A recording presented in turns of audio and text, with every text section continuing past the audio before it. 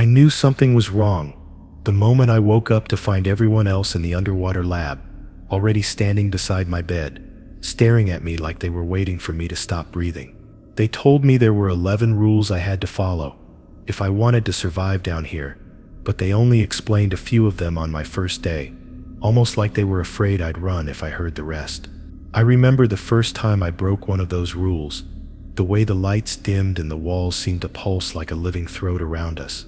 And the worst part is, I still don't know what was moving in the dark that night, but it knew my name. The first thing I kept repeating in my head as they led me through the main corridor was Rule 1.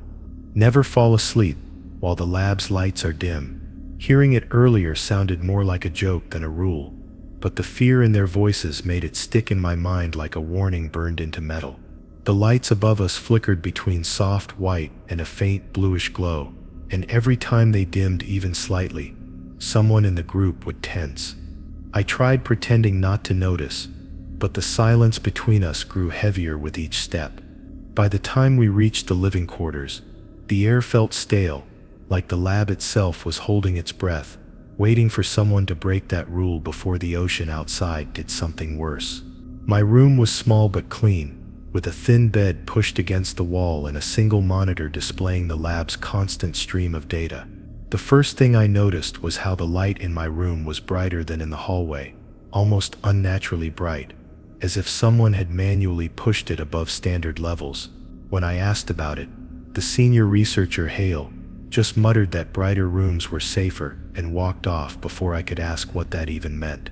Even though exhaustion tugged at my eyes from the long descent into the facility, something in the way he avoided the question kept me from relaxing.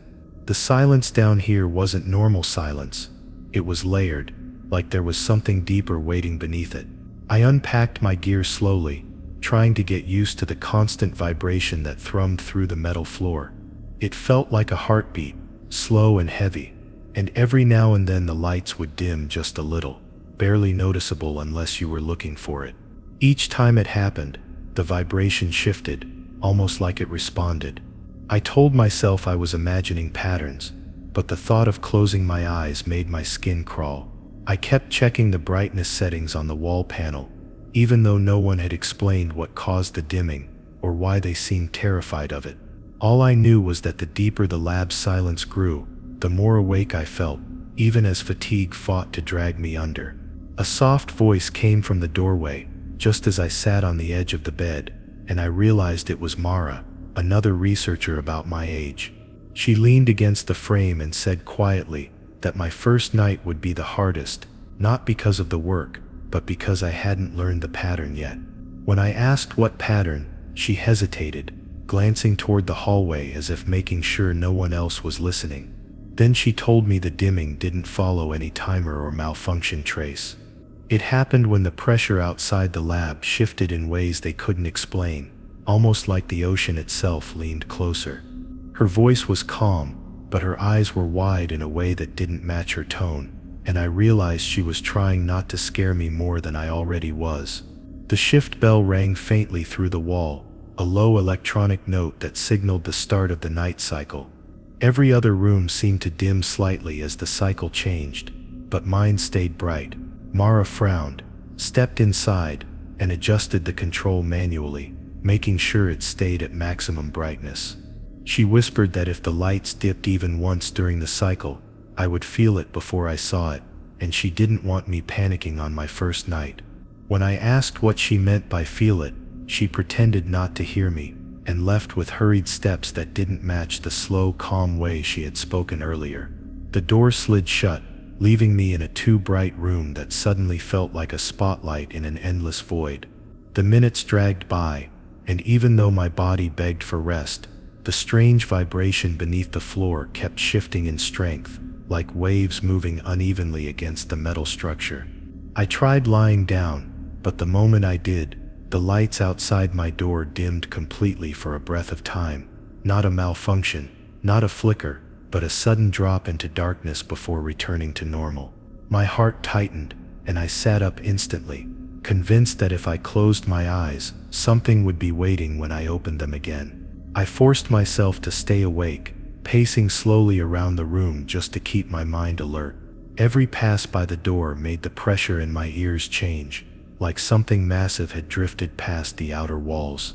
At one point, the monitor in my room flickered and shifted to a live feed of the hallway outside. No one had told me about a camera feed, but there it was, a grainy display showing the corridor I'd walked down earlier. Everything looked normal except for one thing.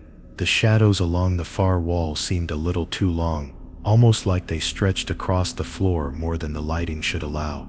I leaned closer to the screen, trying to make sense of it, and that's when I noticed something else. The shadows weren't still, they pulsed in and out, slowly, like a quiet breath. I stepped back without meaning to, my body reacting before my mind could catch up. That wasn't possible. There were no moving objects in that part of the corridor, and nothing living should have been able to cast a shadow that behaved like that. My instinct told me to open the door and check, but something deeper, something primal, stopped me cold. The last thing Hale had said was that curiosity killed more people down here than pressure leaks or equipment failures. I stared at the monitor as the shadows shortened suddenly, snapping back into normal shape, as if nothing had been wrong at all.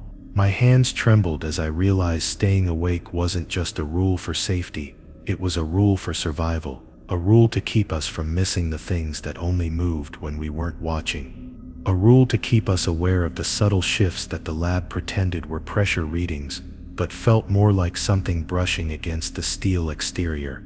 Another hour passed, though it felt much longer, and even though exhaustion clawed at me, the dimming never stopped entirely. It came in waves, sometimes faint, sometimes stronger, and twice I felt the floor vibrate in sharp pulses that traveled up my legs like cold shocks. The air grew colder too, enough that I could see the faintest fog of my own breath when I exhaled near the door. Something outside pressed against the glass at one point, not hard, not enough to alarm the sensors, but lightly, almost gently, as if testing. The pressure difference made the metal hum for several seconds, and I froze, listening closely. It was faint, but I could swear I heard movement beyond the walls, slow and deliberate, like something drifting in the water, circling the structure. My eyes burned from staying awake, but each time I blinked for too long, the lights above me dimmed imperceptibly, just enough to jolt my senses into panic. It felt like the lab was waiting for me to slip, like it needed darkness to pull something closer. I sat on the floor eventually, leaning against the bed frame, afraid that lying down would make me too comfortable. The monitor flashed again, briefly revealing static, and when the image returned, the corridor was empty. No shadows, no movement, too empty, like the camera had reset. I didn't know if that was comforting or worse, but I forced myself to stay alert, knowing the cycle wasn't over yet. I don't know how long I lasted before something finally happened that broke the quiet. It wasn't loud, but it was unmistakable, a shift in the vibration under the floor that turned steady pulses into uneven ones. The lights dimmed fully for half a second, enough to make my stomach twist. When they brightened again, there was a soft change in the air pressure, like a door had opened somewhere in the lab, even though no alarms went off. The feeling of being watched crawled over my skin long before I heard footsteps approaching down the corridor outside my room. Slow, measured footsteps. Someone awake when they shouldn't be, or something that learned to walk like us. The footsteps stopped right outside my door, and the room's lights dimmed again. The moment I glanced at the hallway again, I remembered Rule 2. Never leave your assigned section of the lab without a partner. I had been alone for barely an hour, but the creeping sense that someone, or something, was out there made me regret even stepping out of my room to check the monitors. I debated calling Mara back, but the intercom was dead, leaving only the faint hum of life support systems to fill the silence. My curiosity fought with my fear as I paced near the doorway, hesitant to cross into the corridor where the shadows had pulsed earlier. The thought of breaking this rule made the skin on my neck crawl, as if the very walls themselves would punish me for stepping too far. Even with the rule in mind, the need to understand what had shifted outside my room was unbearable. I edged toward the control panel, trying to ignore the fact that every sensor in the lab had gone quiet at once. Normally, alarms would have chimed if someone were walking along the corridors, but tonight, nothing reacted. My own breathing became a loud echo against the steel walls as I considered the consequences of leaving my section. I knew the other researchers respected the rule with an almost religious fervor, but now, alone and desperate for answers, I felt the first real temptation to ignore it. Every instinct screamed that stepping out alone would be dangerous, but the need to see what was happening outweighed my fear. I finally took a step into the hallway, and the dim light stretched shadows that twisted across the floor in ways that didn't match the walls. The pulse of the metal beneath my feet shifted again, faster this time, like the building itself was alive and reacting to my movement. Each step felt heavier than the last, and I could swear that the air was thicker as I moved further from my room. It was impossible to know whether it was the pressure shifting outside or some unseen presence tracking me. I whispered aloud, "I need to find someone," but my voice echoed back only my own fear, confirming that I had left my section completely alone. As I progressed, I noticed a series of doors along the corridor, each leading to labs I hadn't yet been assigned. I slowed my pace near the first one, listening carefully, but there was only silence. I felt a pull toward the next door, an inexplicable urge to check every room, to see if someone else was there, even though Rule 2 explicitly forbade it. The flickering light above the door made the handle gleam like a promise, and a shiver ran down my spine. I reminded myself that even the smallest mistake could cost more than fear. Down here, it could cost survival. The shadows in the hall shifted again, slower this time, like something was waiting for me to make a choice. When I reached the center of the corridor, I heard movement that wasn't my own, a subtle scraping along the metal floor, too light to be human, too deliberate to be random. My chest tightened, and I thought of the times Mara had mentioned the rule as a protective measure. "It's not just about being paired up," she had said earlier. "It's about keeping us from noticing what follows the rules too slowly." Panic rose in me, but curiosity forced me closer to the origin of the sound. My fingers hovered over the edge of the next door's handle, the cold steel biting my palm, and I hesitated. Every fiber of my being told me to retreat, but the noise persisted, beckoning, almost conversational, like it wanted me to enter. I opened the door slowly, and the faint hum of life support changed slightly, as though something inside had taken notice. Inside, the lab was empty, illuminated only by the soft blue of the monitors. Everything appeared normal at first glance, but a stack of papers on the bench quivered, and a shadow slid across the back wall, a shadow that did not belong to any object in the room. I stepped back instinctively, realizing I had broken Rule 2, and the fear in me was immediate and palpable. There was no one to witness it, no partner to share the risk, only me and whatever was observing from the corners. The air seemed to thicken as I considered retreating, but then I noticed a light flicker in the far corner, faint but distinct, almost like a signal. The flicker drew me further in, despite my instinct screaming to return to my assigned section. I inched along the benches, careful not to disturb anything, but the shadows shifted in response to each step. Every movement made the dim lights above me pulse with subtle intensity, a rhythm that was impossible to ignore. The further I moved, the more I felt a presence pressing in on all sides, as though the walls themselves were alive. My mind raced with thoughts of the consequences for leaving my section alone, not reprimand, not suspicion, but something far worse that the senior staff refused to speak about. The rule had always felt like a precaution, now it felt like a lifeline. I crouched by the stack of papers, and a faint movement caught my eye. The sheets had slid a few inches toward the wall, though there had been no breeze, no vibration, nothing to account for it.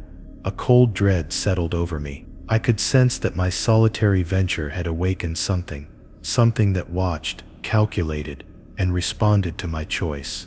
My heart pounded, and I realized that the corridor outside was no longer just a hallway. It had become a channel for the unknown. Each step I had taken alone had left a mark, an invitation that something down here now knew I was ignoring the rule. I tried to retreat, but the door I had entered through now appeared slightly warped, as though the metal itself resisted my exit. The shadows stretched longer, folding into corners and under benches in impossible ways. I whispered desperately, I shouldn't have come alone, but the echo seemed to mock me, reflecting back a distorted version of my own fear.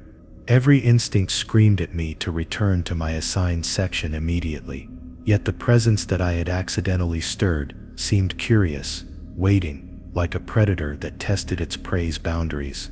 For several minutes I froze, debating whether to sprint blindly or carefully step backward. The longer I lingered, the heavier the air felt, and the subtle hum in the floor grew into a rhythm that I couldn't ignore. It pulsed in sync with my heartbeat, and I realized that the lab was no longer simply a structure. It had become an entity that reacted to rule breaking. Every instinct I had learned in training was now overshadowed by a primal fear, teaching me in real time the meaning behind Rule 2. Finally, I gathered the courage to backtrack, placing one foot in front of the other, keeping my hands close to the walls. Every step seemed exaggerated, every breath visible in the cold blue glow. When I finally reached the threshold of my assigned section, I paused, shaking, and glanced back. The corridor beyond was empty again, the flickers gone, yet I could still feel that unseen presence. I had broken Rule 2, and even though nothing had attacked, the lab seemed to hum with quiet disapproval, as if noting my error and storing it for later. I collapsed into my room, leaning against the door, and swore silently to never step out alone again. Hours passed, but sleep remained impossible. The vibration beneath the floor continued in uneven pulses, a subtle reminder that the ocean outside the lab never stopped pressing against us, and that my solitary actions had consequences far beyond what I could yet comprehend. Every instinct screamed at me to stay vigilant, and I realized that Rule 2 wasn't just a guideline, it was a survival mandate. Something watched, and it remembered. I didn't know what it wanted, but I knew I couldn't find out while wandering alone. The rule, once simple, now felt like a lifeline tethered to my very existence. The moment the hallway's faint vibration shifted again, I remembered Rule 3. Never respond to a sound that isn't coming from human activity. I had heard something just past the control panel, a scraping, soft and deliberate, that didn't match any of the machinery or environmental alerts. My first instinct was to investigate, but the rule's warning echoed in my mind, urging caution. Every instinct screamed at me to obey, yet curiosity gnawed at the edges of my fear. I swallowed hard, telling myself that even the slightest misstep could attract attention from whatever lurked beyond the lab's walls, and that hesitation itself could be fatal. The sound came again, subtler this time, almost like it was breathing rather than scraping. I gripped the edge of the doorway, my knuckles white, trying to convince myself that it must be a vent or a structural vibration responding to the pressure outside.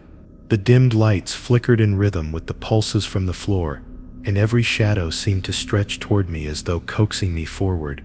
I reminded myself over and over that this rule wasn't about fear, it was about survival. One wrong response, one step toward an unhuman sound, could alter everything about life in the lab. The thought of it made my stomach twist and my chest tighten, yet the need to understand what I had heard was nearly irresistible. I stayed frozen, listening intently, straining to distinguish the sound from the myriad of mechanical hums around me. It had a subtle intelligence to it, like it was aware I was awake, listening for my reaction. The lights dimmed again, just slightly, enough to send a shiver crawling down my spine. I could feel the tension of the building, the way every panel and pipe seemed attuned to the noise outside human perception. Even though I knew the rule, even though my training screamed to stay put, I inched a little closer, my curiosity battling the terror that gripped me. Each step made the vibrations underfoot sharper, more insistent, like the lab was warning me not to proceed. A sudden echo drifted from the far corridor, a low metallic scrape that definitely wasn't human. My pulse quickened as I realized it moved in rhythm with the pulses from beneath the floor. I tried closing my eyes, telling myself that ignoring it would make it stop, that responding would only draw attention. But when I forced my eyes shut, I felt a sudden shift in the air pressure, subtle but undeniable, like someone or something had drifted past me without being seen. I opened my eyes cautiously, scanning every shadow, every reflection in the monitors, trying to convince myself that I was imagining the movements. My breathing came in shallow bursts, betraying the calm I tried to force, and I realized that the sound wasn't just a noise, it was a lure. I debated retreating back to my assigned section, but the corridor seemed to stretch endlessly before me, inviting me forward, daring me to break the rule. Every instinct I had learned in the first weeks of my assignment screamed at me to obey, yet the lure of understanding the source gnawed at me relentlessly. I took a slow, measured step toward the sound, immediately feeling the lab respond, the vibration pulsing faster beneath my feet, the lights dimming in uneven sequences, as if synchronized with my heartbeat. I felt watched, not by eyes, but by something intelligent, something alive in the darkness that responded to the tiniest movements I made. The longer I stood there, the more the hallway seemed to breathe with the sound, drawing me in. My mind raced, calculating the consequences of disobedience, recalling every warning and rule that had been whispered since my arrival. I knew that Rule 3 wasn't a suggestion, it was a boundary. Yet the sound pulsed again, lower this time, almost human in its cadence, but still undeniably foreign. My rational mind told me to stay put, to wait for a human presence before moving another step, but the primal part of me wanted to respond, to see what might emerge if I followed the sound. The temptation felt like gravity, pulling me forward against my better judgment. A flicker of movement caught my eye along the far wall. A shadow detached itself from the static darkness and slid across the floor in a fluid motion. It was subtle, almost imperceptible, but the knowledge that it wasn't human made my stomach knot. The vibration beneath me intensified, the air seemed heavier, and my ears rang with a faint hum that blended with the mysterious sound. I took a cautious step backward, telling myself that retreating was the same as obeying the rule, yet my curiosity refused to let me stop. The corridor, once familiar, had become alien, and every reflection on the metal walls seemed to hint at something just beyond perception. I considered calling for Mara or another researcher, but the intercom remained dead, a silent reminder that breaking the rule meant complete isolation. The sound pulsed again, more insistent this time, almost teasing, as though aware that I was awake and aware. My hands trembled as I gripped the nearest railing, the cold metal biting my skin. I reminded myself that reacting would be fatal, that the very air could become hostile to anyone who drew attention. I pressed myself against the wall, holding my breath, letting the vibrations and the rhythm of the mysterious sound dictate my stillness. Minutes passed, and the sound changed, sliding from one end of the corridor to the other in a pattern I couldn't anticipate. My body ached from standing frozen, but I dared not move. I realized that obeying Rule 3 was not just about avoiding danger, it was about learning the rules of this unseen presence, respecting boundaries I could barely understand. Every instinct told me that the sound was testing me, measuring my resolve, seeing whether my human curiosity would outweigh the need for survival. I forced myself to focus on the rhythm, to blend into the environment, to be nothing more than a shadow on the wall. Eventually, the sound faded as slowly as it had appeared, leaving behind a tense silence that pressed against my ears. The lights returned to a steady dim, the vibrations beneath my feet eased, and the hallway felt like it had exhaled. My body released some tension, but my mind remained on high alert, understanding for the first time that the rule was as much a psychological test as it was a physical one. I had obeyed Rule 3, and yet the presence was still aware of me, still patient, still waiting for the next opportunity to notice a misstep. Even as I returned to my assigned section, each step echoed with the weight of knowing that the ocean outside and the lab itself could manipulate the environment in ways I didn't yet comprehend.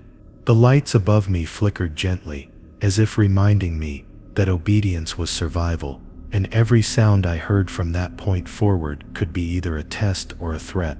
My room never felt as safe again, and I understood that the boundary set by Rule 3 extended far beyond the physical confines of the lab. It was a rule that demanded respect, vigilance, and restraint, qualities that would soon be tested again in ways I could not yet imagine. The first thought that struck me as I walked down the hallway toward the lab's observation deck was Rule 4. Never look directly into the observation window after midnight. I had always assumed it was just a precaution, like keeping lights on or staying paired up, but the memory of Mara's warning made it impossible to ignore. The corridor stretched endlessly, lit in faint blue, and the shadows along the walls seemed to pulse with a life of their own. Every step brought the vibration of the metal beneath my feet into sharper focus, each pulse reminding me that the ocean outside wasn't quiet, that it could reach through the walls in ways I couldn't understand. The rule echoed in my mind like a mantra, a fragile tether keeping me from stepping too far into something I wasn't ready to face. When I finally reached the observation deck, the room was dark, except for the pale glow of the monitors and the faint reflection of the water beyond the window. I swallowed hard, resisting the urge to approach the glass, knowing instinctively that breaking this rule would have consequences far beyond a simple scolding. The water outside was black, unfathomably deep, and the pressure of it pressing against the window made the air inside feel heavier. I shifted slightly, letting my hand brush against the railing as though that could ground me against the unknown. Each pulse in the floor beneath me seemed to synchronize with my racing heartbeat, reminding me that Rule 4 existed for a reason I still didn't fully understand. I debated turning away, retreating back to my assigned section where the lights were steady and safe. But something compelled me to look closer. The surface of the observation window was impossibly clear, reflecting faint traces of myself in the dim lights behind me, yet beyond that, there was nothing I could name. The faintest movement caught the corner of my eye, a shadow drifting across the dark water, too subtle to be a reflection or equipment. My rational mind screamed that obeying Rule 4 meant avoiding this temptation, but my curiosity fought back relentlessly. Every fiber of my body wanted to know what moved in that void, even as I told myself over and over that looking could change everything. A low vibration ran through the metal floor, subtle at first, but growing more pronounced, like the lab itself was reacting to my hesitation. The shadow shifted again, slower this time, elongating in ways that defied logic. My stomach knotted, and I could feel my pulse hammering in my ears, a rhythm matching the quiver in the window's reflection. I stepped back instinctively, reminding myself that Rule 4 existed because the ocean here could manipulate more than just the lights or the pressure. It could manipulate perception, bend reality, make the impossible appear tangible. The thought terrified me, but it also tethered me to the present, reminding me that survival required discipline, not curiosity. I circled the observation deck slowly, trying to convince myself that nothing had moved, yet the subtle tug in my chest, a kind of awareness I couldn't name, urged me to peek again. I told myself that just a glance wouldn't matter, that observing from the corner of my eye was harmless, but the second the reflection shifted unnaturally, a wave of nausea hit me. It was too fast to be human, too deliberate to be random, like something out there had learned to anticipate my movements. I froze mid-step, gripping the railing as the vibration beneath me crescendoed, pulsing in tandem with a quiet, rhythmic tapping in the window. My eyes widened, heart racing, as I realized the reason Rule 4 existed was far more immediate and personal than I had imagined. Time became meaningless as I stood there, caught between fear and fascination. The shadow moved again, faster this time, darting across the water with a fluidity that made my mind reel. I forced myself to step back fully, taking the maximum distance allowed by the room while still remaining inside the deck. The lights flickered slightly, the monitors hissed with static, and every instinct told me that breaking Rule 4 even with a partial glance could have consequences I wasn't prepared for. I imagined what Mara would say, how her voice would be calm but urgent, reminding me that even the slightest slip in judgment could awaken something patient, something intelligent, lurking in the deep. I tried to focus on the monitors instead, reading pressure levels, oxygen content, and seismic data, telling myself that this would be enough to anchor my attention. Yet every display flickered irregularly, almost teasing, and the shadow in the water kept teasing the corner of my vision. The reflection of myself on the glass began to stretch subtly, contorting in ways my mind couldn't rationalize. My hands gripped the railing tighter, knuckles white, and I whispered to myself, "Don't look, don't look." Each repetition of the warning was an attempt to reinforce Rule 4 in my mind, but the pull of the unknown grew stronger with every second I stayed. A sudden, inexplicable pressure shift rattled the deck slightly, sending a vibration through my spine that made me stumble. The shadow on the other side of the window flickered, and I could swear it had moved closer, pressing against the water with intent.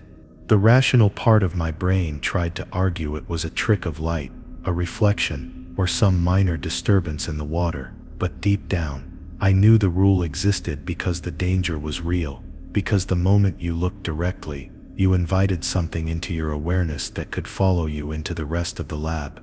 I backed toward the far corner, breathing shallowly, every muscle tense, waiting for the floor to pulse again, for the water outside to reveal what had been observing.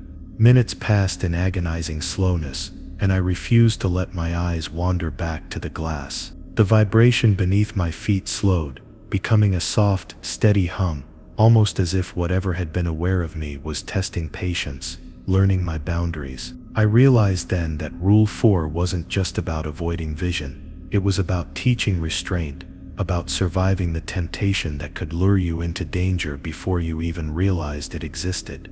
The thought of what could happen if I failed this rule made my chest tighten, but also reinforced a strange clarity. Staying alive required more than courage. It required discipline and respect for boundaries I couldn't yet see. Finally, exhaustion tugged at me, and I knew I had to retreat. Every step back toward my assigned section was calculated, measured, slow enough not to trigger any unseen reaction. I kept my eyes firmly on the floor and the nearest walls, avoiding any glance toward the observation window. Even when the shadows seemed to shift again in my peripheral vision, I forced myself to blink rapidly and focus elsewhere, grounding myself in the tactile reality of the railing and the vibration beneath my feet. I felt the lab breathe with me, the air itself carrying the unspoken warning of Rule 4, reinforcing why the other researchers had insisted I follow it.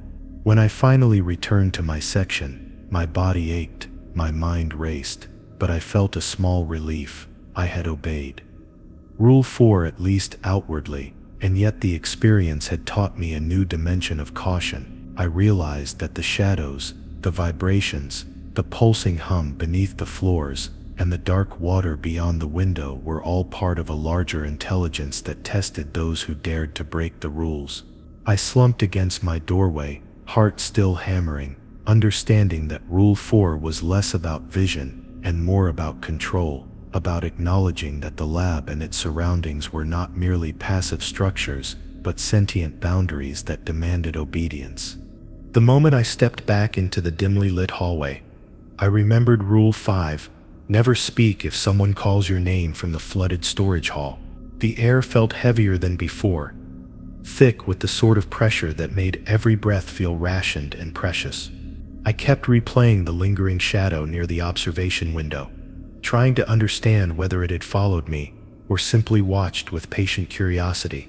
My steps were slow, measured, careful, as if the very floor beneath me could sense hesitation. The hum of the machinery vibrated through the metal panels, and for the first time tonight, I felt like the entire lab was listening to me, rather than the other way around. The corridor stretched toward the lower levels, where the storage hall sat half submerged, a constant reminder of the storm that had damaged the filtration system weeks before. We had sealed the area off, leaving only minimal access for maintenance updates, and no one entered without clearance. As I moved closer, the metal walls seemed to shiver with the faint echo of water sloshing against submerged crates. The scent of damp steel drifted upward, tinged with something older, something faintly organic, I tightened my grip on the rail as the pressure in the air shifted, reminding me that not everything that made a sound down here came from something alive, at least, not something alive in the way we understood. Halfway down the staircase, the dim lights flickered in an uneven rhythm, dancing across the slick metal steps. I felt the hairs rise on the back of my neck as a faint draft whispered through the stairwell, brushing past me like an unseen hand. The pressure of the ocean outside pressed harder, a constant thrum in my ears that made the silence feel deeper. Somewhere far below, something shifted, a soft, deliberate sound, like plastic brushing against metal. I stopped, heartbeat loud enough to drown out the hum around me, and strained to hear whether it was machinery settling or something entirely different. My breath caught when the faint echo grew clearer, a soft ripple of water, then another, the kind of movement that came from displacement rather than circulation. I forced myself to keep moving, one hand sliding along the rail, telling myself that nothing would call out from that direction unless I imagined it. The storage hall was sealed. No one was inside. The maintenance logs hadn't been updated. Everyone was accounted for in their quarters. Yet the deeper I descended, the more the darkness seemed to lean toward me, as if anticipating something. When I reached the bottom of the stairs, the bulkhead door to the storage hall loomed in front of me, thick steel reinforced with emergency plating. Water shimmered faintly beneath the small inspection window, reflecting the emergency lights in slow pulses.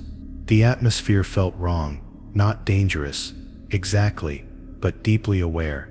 I hesitated, listening again to the faint slosh behind the door, each movement echoing through the walls like distant memory.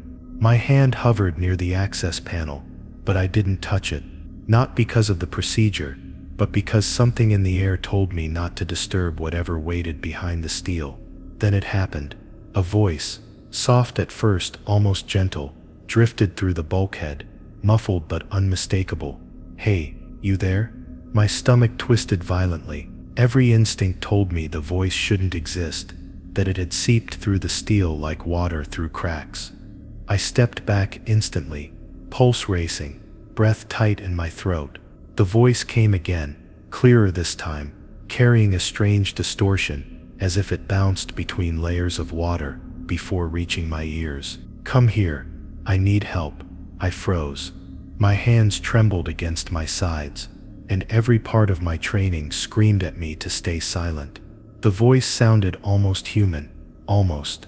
The tone matched no one in the lab, yet it held something eerily familiar, like an echo of someone I once knew twisted into something else entirely. The hall around me seemed to contract, the walls leaning closer, listening with me, waiting to see what I would do. A soft splash sounded behind the door, followed by the faint drag of something moving through water. My breath came shallow as I backed away, slowly, inch by inch, refusing to let panic make noise. The ocean had a way of mimicking voices, stealing scraps of sound and reshaping them into lures, but this was too precise, too intentional. The way it called felt deliberate, like it knew exactly who I was and what my voice would sound like in return. When the voice called my name, the air seemed to collapse around me. Underscore, underscore, underscore, underscore. It said it perfectly, my full name, my exact tone, as if someone stood just behind the door, calling gently, coaxing me to answer. The breath left my lungs in a silent rush. My legs weakened, and the instinct to respond surged up my throat so fast I nearly choked. I clamped a hand over my mouth immediately, forcing myself to steady my breathing. The bulkhead vibrated slightly as the voice called my name again, softer this time, as though disappointed by my silence. "Please, answer me. I'm stuck." The hallway lights dimmed, flickered, then steadied. The voice didn't belong to anyone in the lab.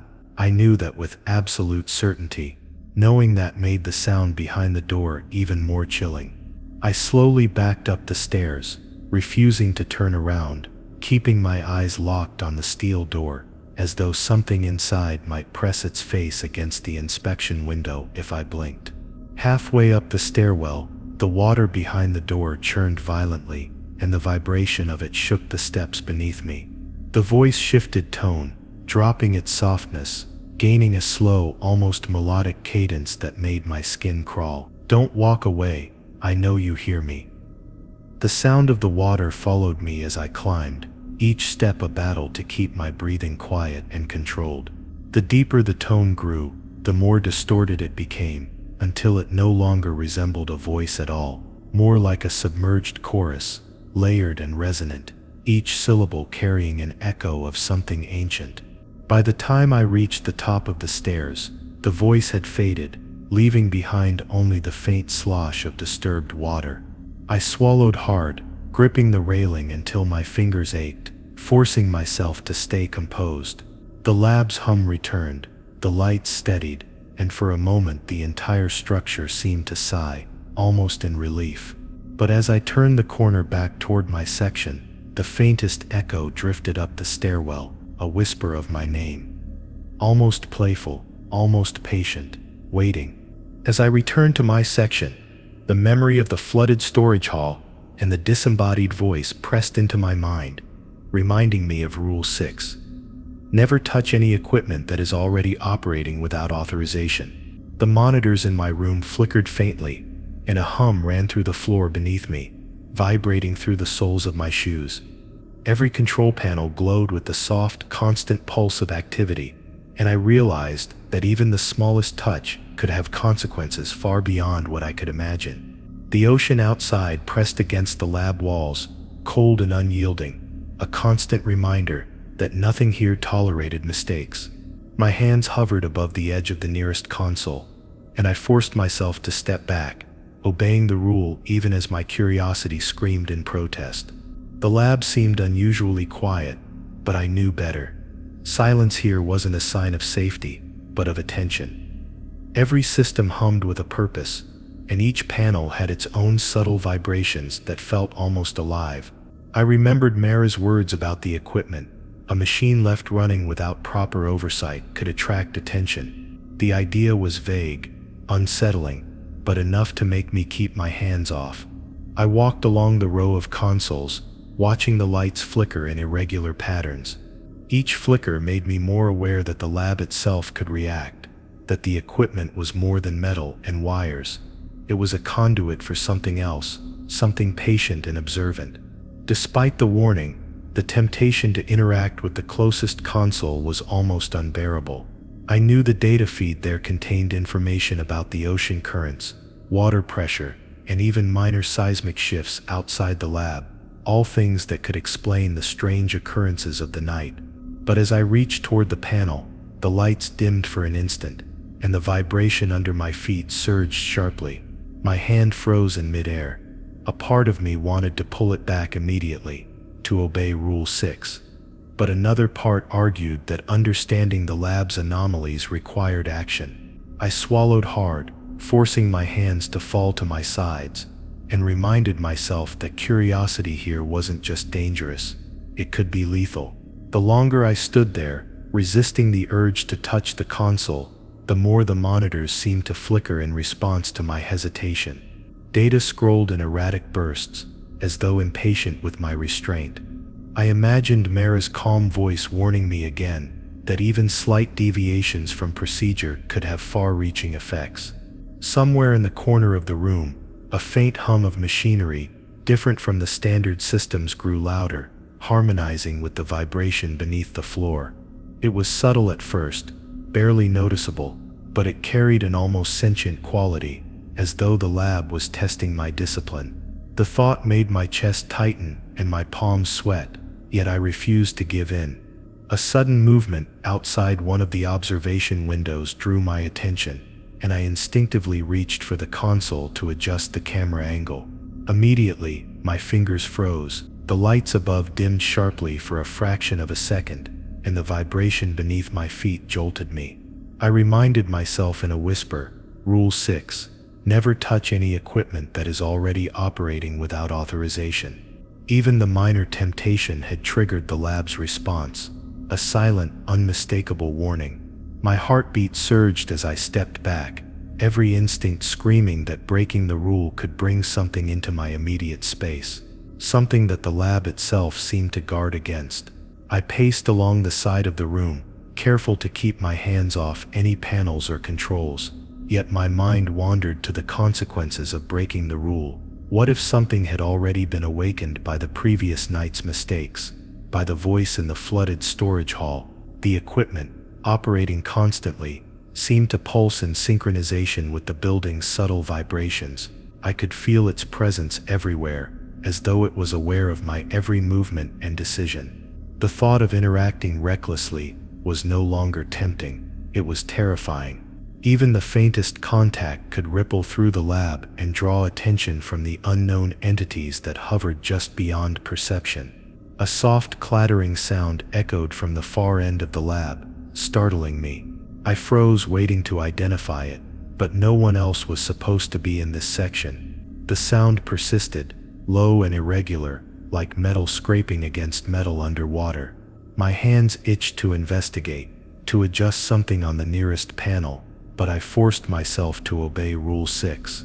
Even though I couldn't see anything out of place, I felt the presence of something near the source, observing and patient. Every step I took toward it was measured, careful, ensuring I didn't inadvertently disrupt any operating equipment. Time dragged, as I hovered in the center of the lab, aware of every flicker of the monitors, every shift in the vibrations beneath my feet. I realized that the equipment wasn't passive, it was part of the ecosystem of the lab, linked to the presence outside and the pressure of the ocean. To touch anything without authorization would be to intrude on that ecosystem, and the consequences could be immediate and deadly. My mind raced with images of what might happen if I failed: alarms, shifts in pressure, or worse, something unseen moving closer with every error I made. Obedience felt less like a choice and more like a lifeline. Eventually, a soft warning beep from the central console drew my attention, and I realized the system was operating normally, but the subtle vibrations persisted. My hands remained at my sides, trembling slightly as I reminded myself of the consequences embedded in Rule 6. The ocean pressed against the lab walls like a living entity, and every panel and monitor seemed to pulse with the knowledge that someone had almost broken the rule. Even without touching anything, I could feel the lab responding to my presence, testing my discipline, and reinforcing the necessity of restraint. Minutes felt like hours as I moved carefully around the room, monitoring systems without interacting. Each flicker of the monitors, each soft hum from the machinery, reminded me that this rule was survival, not punishment. I thought of the voice in the flooded storage hall, of the shadows near the observation window, and realized that the lab itself was a network, delicate, aware and responsive. Every touch, every sound, every misstep could provoke a reaction that I wasn't prepared to face. Rule 6 was not simply about discipline, it was about living in harmony with an environment that observed, judged, and remembered. By the time the night cycle began to shift toward early morning, I understood the gravity of Rule 6 in a way I hadn't before. Even though I had done nothing more than resist touching a few panels, the lab had tested me, and I had survived only by strict obedience. My muscles ached from tension, my pulse was still high, but I felt a hard-earned respect for the subtle intelligence woven into every operating system, every vibration, every pulse of light. Rule 6 had taught me that awareness and patience could be more critical than action, and that one misstep could have consequences that extended far beyond the physical limits of the lab. The moment I stepped into the North Passage, the overhead lights dimmed once, then again, and as the third flicker trembled through the corridor, every instinct in my body locked tight. I froze instantly. The words of Rule 7. If the lights flicker more than twice, do not move until they stabilize, pounding in my head like a heartbeat. The corridor stretched long and narrow, its glass panels showing the dark water outside, a black void pressing so close it felt alive. My breath fogged faintly in front of me, even though the temperature hadn't changed. I stood perfectly still, muscles rigid, listening to the faint electric hum that ran through the floors like a warning pulse. Deep below, the ocean murmured against the outer walls, as if waiting for my first mistake. I didn't understand this rule at first. Flickering lights are normal in deep-sea structures. Pressure shifts, electrical surges, recalibrations, but this wasn't normal. The flicker felt deliberate, like something passing between the circuits. The air in the corridor thickened, pressing against my skin in an unnatural way, and the darkness outside looked less like water and more like a presence watching through the glass. My instinct screamed for me to move, to run, to get out of that tight, suffocating space. But Rule 7 wasn't optional. It was the rule every senior tech recited with fear, not discipline. So I stood, unmoving, fighting the urge to turn my head and check the shadows forming along the edges of my vision. Seconds dragged into a heavy, oppressive minute. The lights above buzzed, dipped, then steadied for a breath, but not enough to count as stabilization. My legs trembled, but I didn't shift so much as a toe. I remembered Mara once telling me that movement during a flicker could attract overlap. She never explained what overlap meant, only that it involved things the lab wasn't designed to contain or acknowledge. Whatever it was, it reacted to motion, and so the rule was born. During instability, become a statue. Breathe if you must, but do not move, not even an inch. A faint scraping sound echoed behind me, soft but deliberate, like something dragging its fingertips across the metal wall. My heart hammered painfully. I wanted to twist around, even flinch, anything, but I couldn't. My eyes focused on a point ahead, refusing to shift. The scraping grew softer, pulling itself lazily along the corridor, as though testing whether I would break the rule. Every instinct screamed that something was behind me now, inches away, leaning close. My throat tightened, but I forced myself to inhale slowly through my nose, praying the sound of my breath wouldn't count as movement. The lights flickered again, once, twice, soft and trembling. I held my breath on the second flicker, waiting for the third, waiting for the room to judge me again. But the third didn't come. Instead, the light steadied, then brightened slightly, stabilized. The corridor felt less suffocating. The scraping stopped instantly, as if cut off mid-motion, and a cold rush of relief flooded through my limbs. Only then did I allow myself to blink and tilt my head slightly, just enough to check the sides of the corridor. Nothing. Empty metal, clear glass. But I could feel something lingering, like a faint afterimage in the air, slowly receding back into the deeper shadows. With the lights now stable, I took one cautious step forward. The hum beneath the floor shifted softly, almost like breath exhaled. I passed the section where the scraping had echoed, and found no marks, no residue, no indication anything had been there. But the metal felt colder, as though it had been touched by something with hands not meant for dry spaces. Something that shouldn't exist in a pressure-locked corridor, 9,000 meters under the surface. As I neared the central hub, I saw a faint shimmer across the glass wall to my right, like a heat distortion, but underwater. It pulsed faintly, drifting along the outside wall of the structure. I stopped just short of entering its path. The lights above gave a soft stutter, 1, 2, and I froze again, breath stuck in my chest. The shimmer paused too, hovering just outside the wall, pressing closer, as if curious. It tilted, bending like liquid around an invisible shape. I didn't dare move. My silence felt loud, my heartbeat too violent.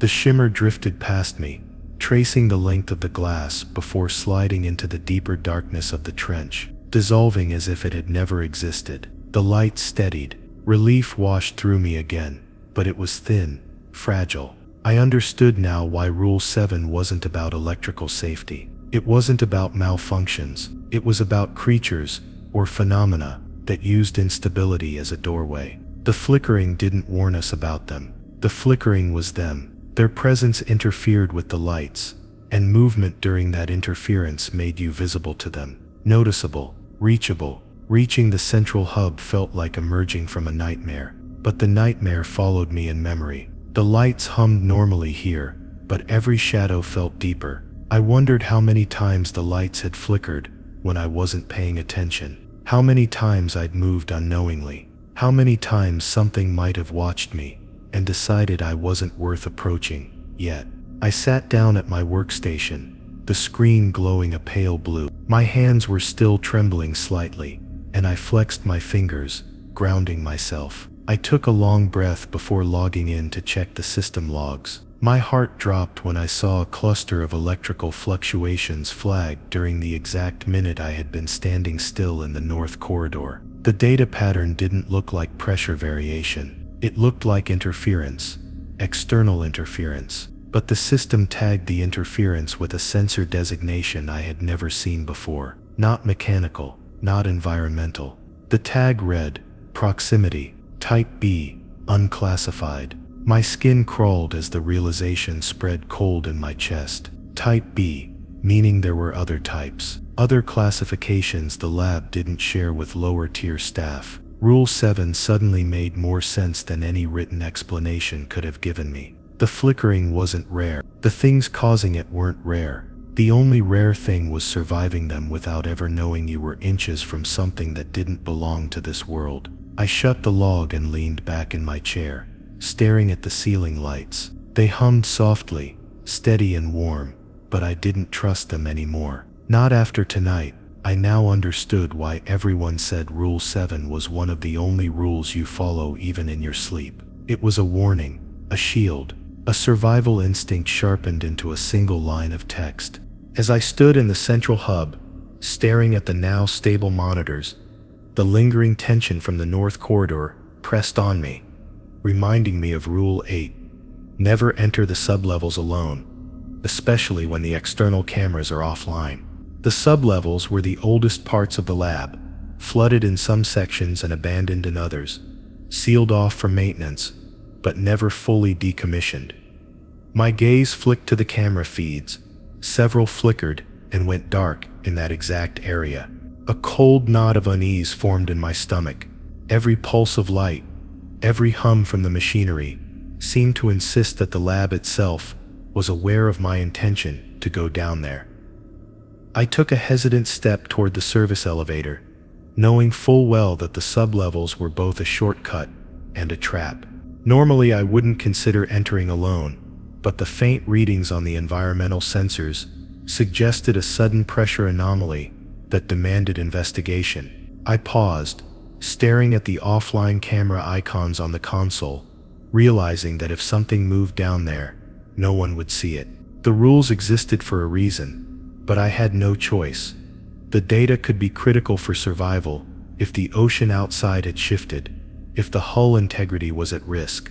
Every instinct screamed at me to wait, to call for backup, yet the lab's pulse, the vibration under my feet, whispered that waiting might be more dangerous than moving. The elevator hummed to life under my feet, metal vibrating with a subtle resonance that seemed inhuman, almost anticipatory. I pressed the button for the lowest sublevel and felt a shiver travel up my spine as the doors slid closed. The reflection in the metal doors distorted slightly, bending in unnatural ways, as though something outside the elevator pressed against the thin walls of the lab. My hands clutched the railing instinctively, reminding myself that Rule 8 demanded vigilance above all else. Even a casual step alone could be noticed, could trigger a response from whatever intelligence patrolled the dark waters outside the reinforced windows. When the elevator descended, the hum beneath my feet shifted, a low, resonant vibration that seemed to follow the rhythm of my heartbeat.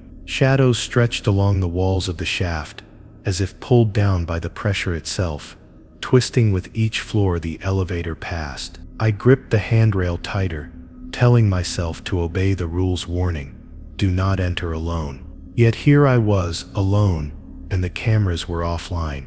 I wondered whether the rule had been written as a safeguard, or as a cautionary tale. Either way, the closer I got to the sublevels, the more I felt the lab itself judging me for my audacity. The elevator dinged softly, sliding open to reveal the dim sublevel corridor. Water pooled along the floor in shallow layers, reflecting the pale glow of the emergency lights above. My boots made soft ripples as I stepped onto the flooded metal grating, and I paused to listen. The air was still but heavy, carrying a faint metallic scent that made my stomach churn. Every shadow along the walls felt deliberate, stretching unnaturally to meet my line of sight.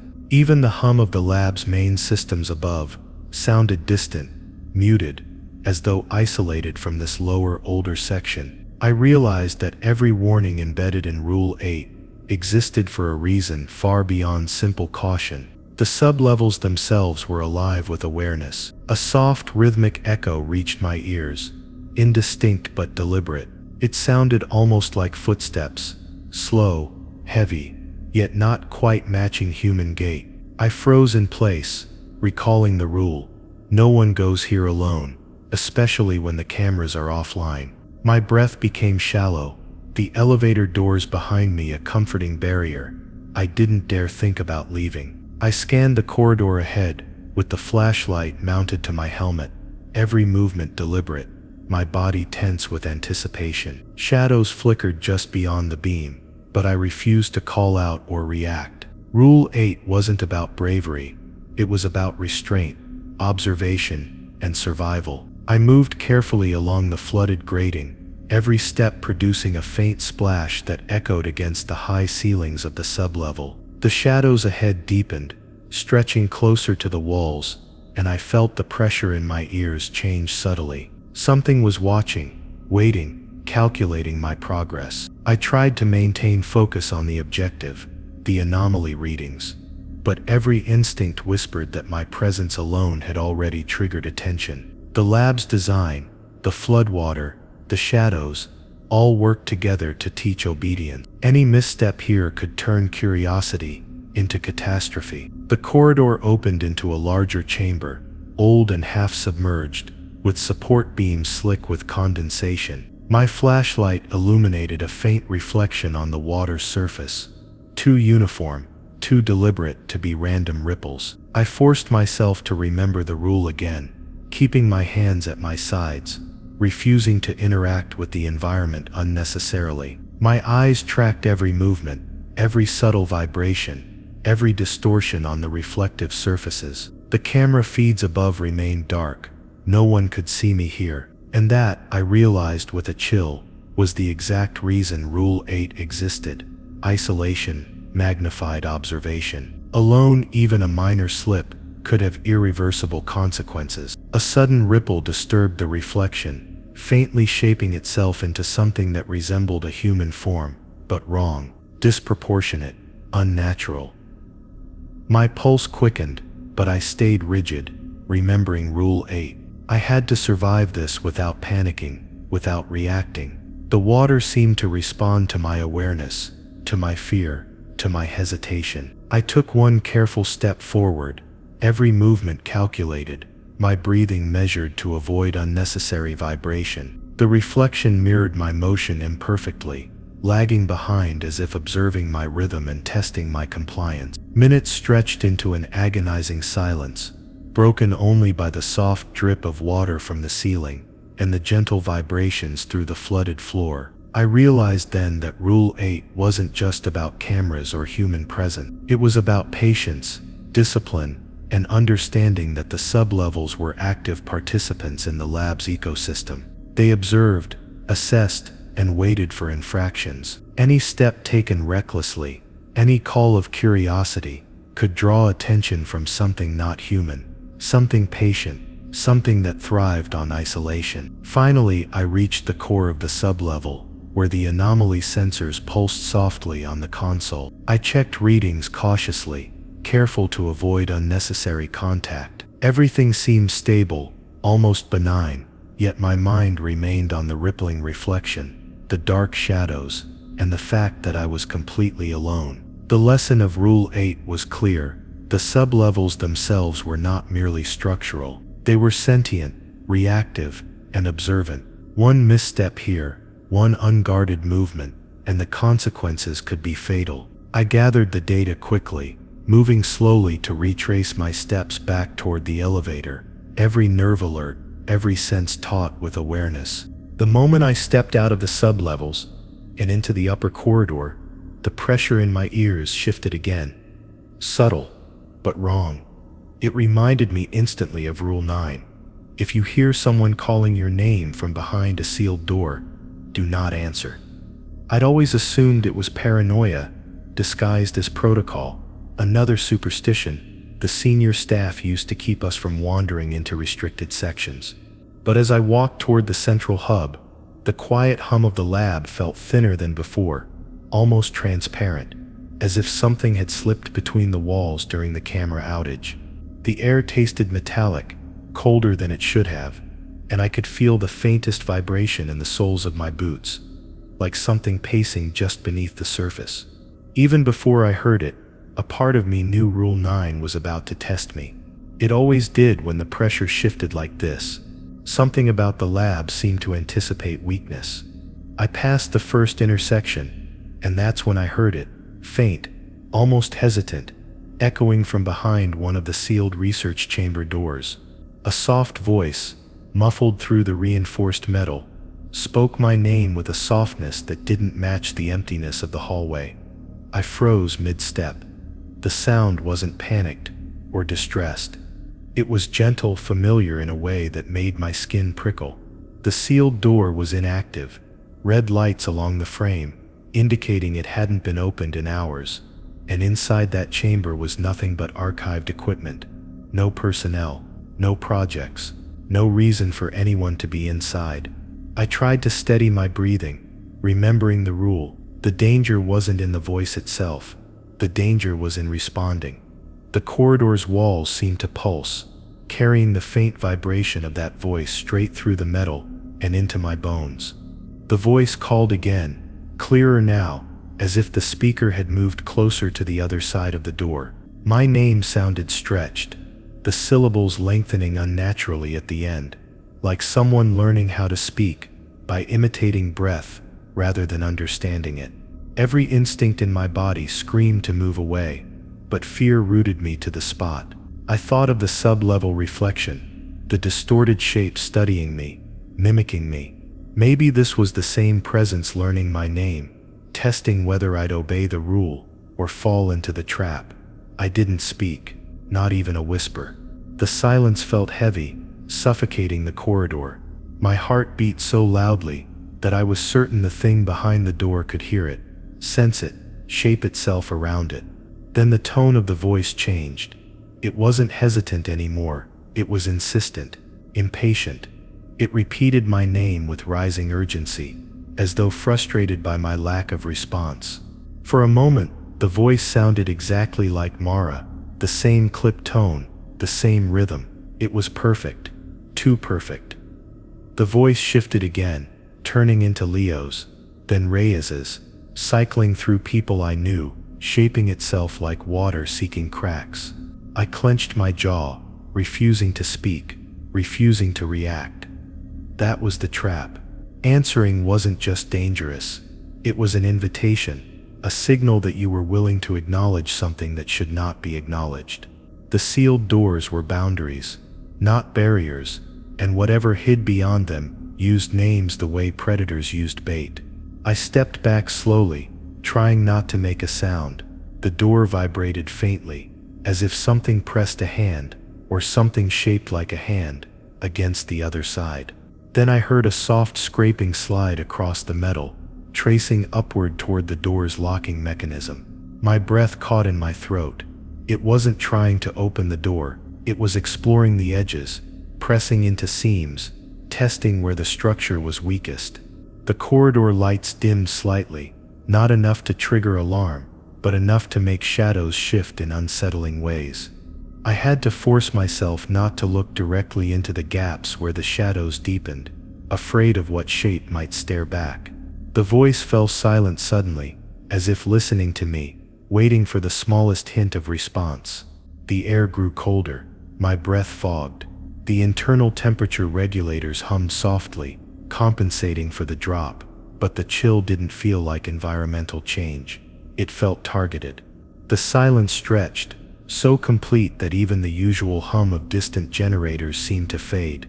I didn't dare move, Breaking stillness felt like breaking some unspoken pact with the thing behind the door. I stared straight ahead, not at the door, not at the shadows, focusing instead on the faint reflection in the polished floor tiles. For a moment, the reflection behind me didn't match the hallway. Something was standing close, too close, just behind my shoulder, but when I blinked, it was gone. Or I hoped it was. Finally, a faint mechanical click echoed inside the sealed chamber, not from the lock, but from deeper inside, like something stepping back. The pressure in my ears released slightly, the temperature rose a fraction, and the corridor felt like itself again. The voice did not return. It had given up or grown bored or decided I wasn't worth the effort. My legs felt heavy as I stepped away from the door, each step measured, careful not to let fear rush me. Rule 9 wasn't about avoiding danger. It was about refusing to acknowledge the lure of familiarity. These things didn't appear as strangers. They appeared as the people you trusted most. I reached the far end of the corridor and exhaled shakily, leaning against the wall for a brief moment. My hands trembled. I didn't understand how something could copy a voice so perfectly, how it knew the cadence of breath, the subtle pauses between syllables, unless it had been watching us, listening to us, learning us. That thought alone made my skin crawl. I couldn't shake the sense that breaking Rule 9 wouldn't just end in death. It would end in replacement, as if whatever waited behind those sealed doors wanted more than just recognition. It wanted entry, it wanted form, it wanted a name to attach itself to. As I walked back toward the main hub, the lights steadied, the hum returned to normal, and everything looked exactly as it always did. But I knew better. I knew that something had pressed against the sealed door tonight. Something that knew my name, and something that would wait patiently for the next chance to call it again, hoping I'd be tired, distracted, careless enough to answer. By the time I reached the main hub, the corridor felt too quiet, too perfectly balanced, and the stillness reminded me of Rule 10. Do not look directly at anyone who appears in the lab after their recorded shift has ended. The rule always bothered me because it implied one terrifying detail. Sometimes people showed up when they weren't supposed to. Everyone on the team pretended it was just a precaution against exhaustion-induced hallucinations. But the way the senior staff avoided eye contact whenever it was mentioned told me the truth was far darker. I tried to push the thought aside, but the silence following the voice behind the sealed door clung to me like humidity, thick and suffocating. I wiped my palms on my uniform, trying to steady my nerves before stepping into the central hub. The hub's lights cast a soft glow across the consoles, forming long, sharp reflections on the polished floor. 3 workstations were active, screens humming with sensor data and internal diagnostics. And then I saw him, Leo, sitting at the second console with his back to me, shoulders hunched, typing slowly as though deep in concentration. No one else was there. The room was too still to hide anyone. For a brief second, relief washed through me. I hadn't spoken to him since the mirror incident, and maybe he'd come off shift early to help stabilize the cameras. But then my brain finally caught up, icy cold realization locking my muscles in place. His shift ended 3 hours ago. Leo had gone to rest. I watched him walk toward the living quarters myself. He shouldn't be here. The rule slammed into my mind with brutal clarity. No matter what, do not look directly at them. I froze at the doorway, careful to keep my gaze slightly averted. My eyes stayed fixed on the floor tiles just ahead of me, watching his faint reflection on the polished surface. Even that reflection didn't sit right.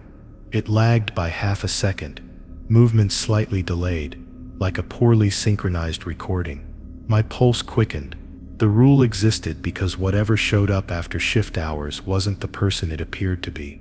I kept my breathing steady, behaving as casually as possible, though every fiber in my body screamed to run. I forced myself to walk into the hub, angled sideways, never lifting my gaze directly toward him. If this thing sensed I realized the truth, I didn't want to imagine what it might do. Long night, The thing using Leo's voice muttered, toned flat as if rehearsed. My chest tightened. The real Leo never spoke like that. There was always a subtle sarcasm in his tone, a lazy drawl he never bothered to hide. This version spoke with perfect neutrality, almost mechanical calm. I pretended to check a console near the entrance, eyes flicking only to peripheral movements on the reflective surfaces. His hands moved too slowly, too deliberately, each keystroke spaced at unnatural intervals. The sleeves of his uniform didn't wrinkle with his movements the way they should have. The fabric simply seemed to glide along, as though it weren't fully connected to something solid. I cleared my throat softly, careful to keep my focus downward. "Yeah," I said, keeping my tone neutral. "Busy cycle." I didn't ask questions. I didn't engage. Curiosity was the bait, and reaction was the hook. The thing hummed softly, as though contemplating whether to continue the act. It shifted slightly in its chair, and I caught the reflection of its head turning toward me. My stomach dropped. I forced myself to stay composed, pretending to scroll through data. My fingers trembled on the controls, my mind racing. If I kept acting normal, it might lose interest. If I slipped even a little, it would know. A sudden clicking came from Leo's workstation.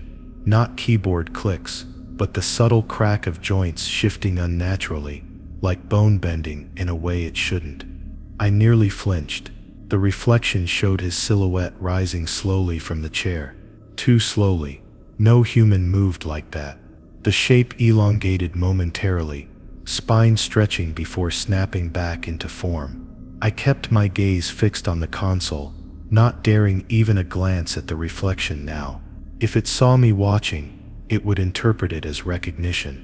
Recognition meant acknowledgement, and acknowledgement meant invitation.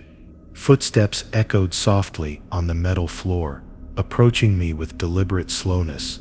Each step felt measured, testing, probing my awareness. I kept my breathing shallow, hands steady, pretending to analyze sensor data. I couldn't even read in that moment. The shadow in my periphery grew longer, closer. It stopped just a few feet behind me, its presence soaking the air in cold pressure that prickled beneath my skin. I remembered Leo's advice during my first week, the real Leo, not whatever this was, when he told me Rule 10 wasn't about avoiding eye contact. It was about avoiding acknowledgement of presence. These things didn't need sight as confirmation. They needed recognition. A spark of attention to anchor themselves to you. The thing exhaled softly behind me. The sound carried no warmth. It was the kind of breath that came from something practicing the act of breathing rather than requiring it. "You shouldn't be alone," it said, voice closer now, clearer, as though it were learning emotional nuance by studying me. My throat tightened painfully. I forced a small shrug, still looking at the console. "Just checking the readings," I replied, keeping my tone intentionally dull. Nothing about me should stand out. Nothing should imply fear or heightened attention. Fear made you interesting to them. Interesting was fatal. The silence stretched for several agonizing seconds. Then finally, mercifully, the footsteps retreated. I listened to the shift of movement, not daring to turn around. The false Leo moved back toward the hallway, but the sound wasn't right. The cadence of the steps was uneven, as though multiple limbs subtly adjusted beneath his weight. The last step faded, then nothing. Silence. I didn't risk looking up, not yet. I waited a full minute before daring to lift my gaze toward the monitors. He was gone. All that remained was the hum of the equipment and the faint warmth of my breath on the console screen. But as I stepped toward the hub exit, a chill rippled through my body. The unmistakable feeling of eyes, watching from somewhere just outside my peripheral vision. I didn't turn. I didn't acknowledge. I walked calmly, steadily, reminding myself that Rule 10 existed for survival, not sanity. And as I entered the next corridor, the lights dimmed ever so slightly, as though someone else off shift had decided to appear.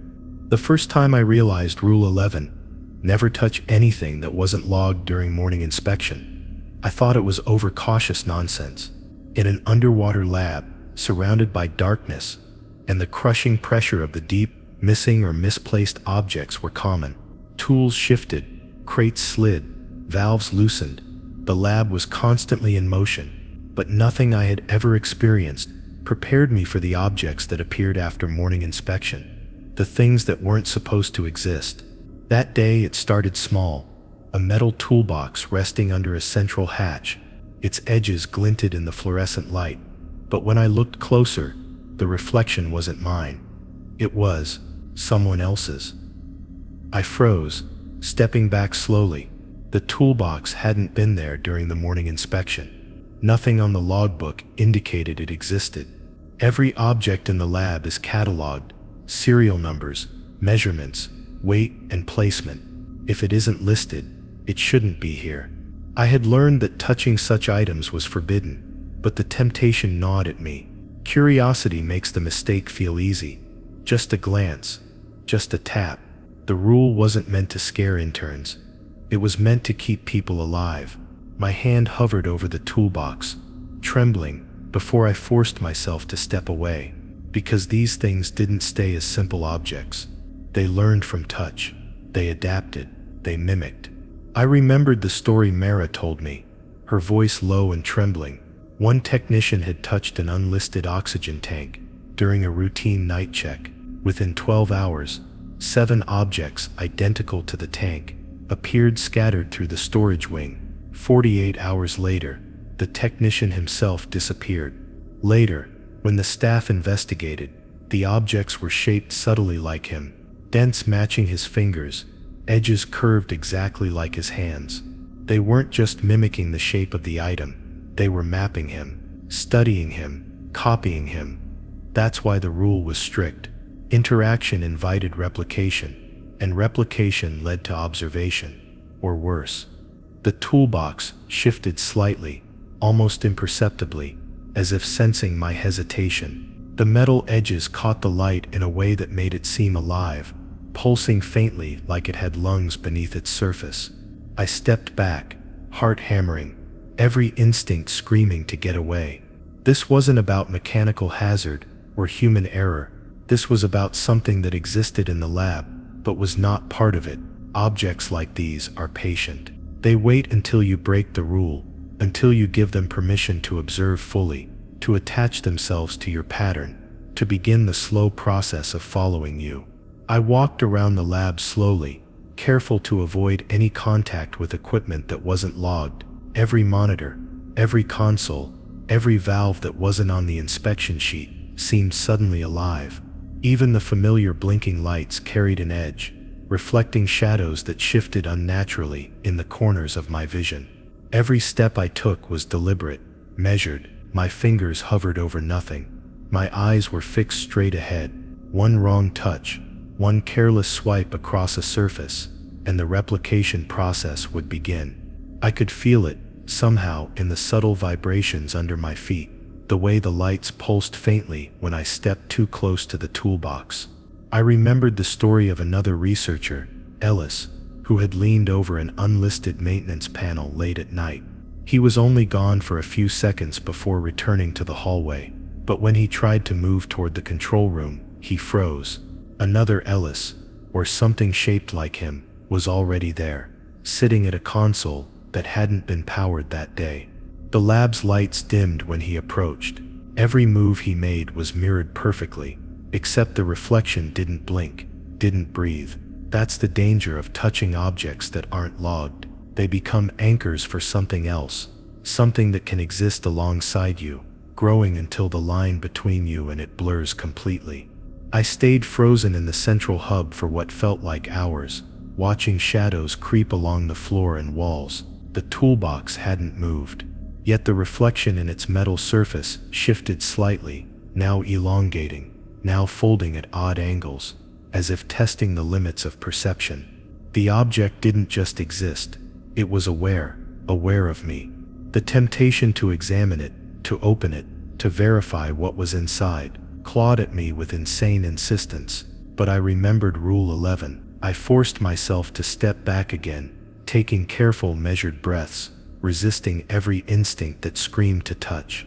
The lab seemed to respond to my compliance, the lights steadying, the hum of the machinery returning to normal rhythm. Minutes turned into hours. The toolbox moved in tiny increments when my gaze faltered, sliding closer, shifting subtly, almost imperceptibly, always aware, always testing.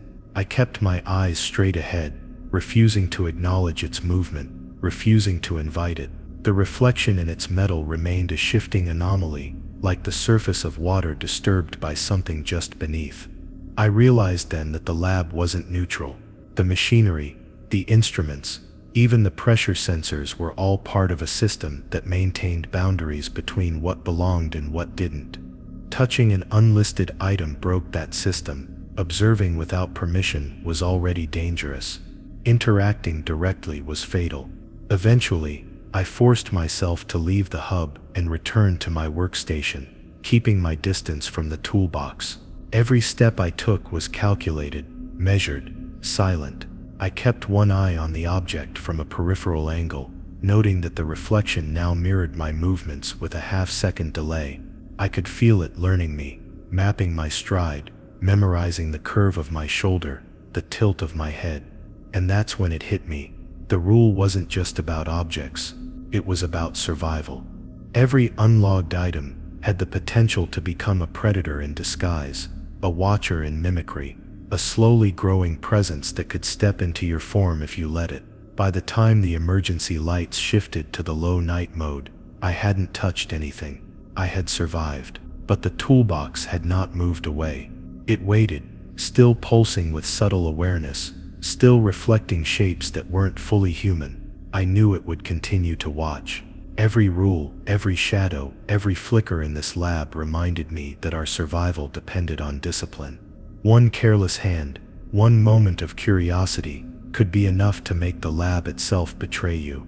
Rule 11 had taught me the last lesson of the deep. Some things exist here not to serve us, but to test us, and touching them means inviting them into your life, permanently. Even now, I can't stop thinking about the toolbox, the shape it reflected, the way it seemed to breathe and shift on its own. I know I could go back tomorrow, inspect it again, and it would be different, subtly, imperceptibly, until eventually it might look like me. That's why I obey Rule 11 without question, because some curiosities in the deep aren't meant to be explored. They're meant to wait, patiently, silently, until you decide to let them in. If you enjoyed this story, like, share, and subscribe for more.